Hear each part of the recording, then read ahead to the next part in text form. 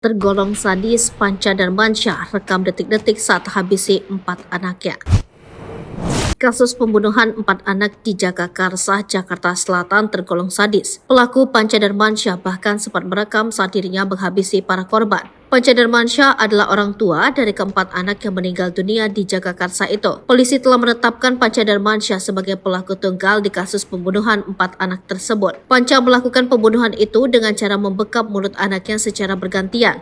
Panca membekap mulut anaknya selama 15 menit hingga kehabisan napas. Setelah korban dipastikan tak bernapas, kemudian tersangka melakukan hal yang sama kepada putri-putrinya yang lain hingga meregang nyawa. Peristiwa pembunuhan itu dilakukan Panca sekitar pukul 13 hingga 14 waktu Indonesia Barat atau selama 1 jam. Panca kini dijerat dengan pasal 338 KUHP, Junto pasal 340 KUHP dan Undang-Undang Pelindungan Anak, ancaman maksimal hukuman seumur hidup atau hukuman mati pungkasnya.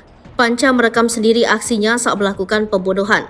Hal itu terungkap setelah polisi menemukan barang bukti berupa laptop dan handphone di rumah kontrakan pelaku yang menjadi tempat kejadian perkara. Kasat Reskrim Polres Metro Jakarta Selatan AKBP Bintoro mengatakan Panca sebelumnya merekam kejadian di rumah tersebut sebelum dan saat membunuh 4 anak kandungnya. Selain merekam aksi pembunuhan terhadap 4 anaknya, pelaku juga merekam saat dirinya melakukan kekerasan dalam rumah tangga terhadap istrinya D.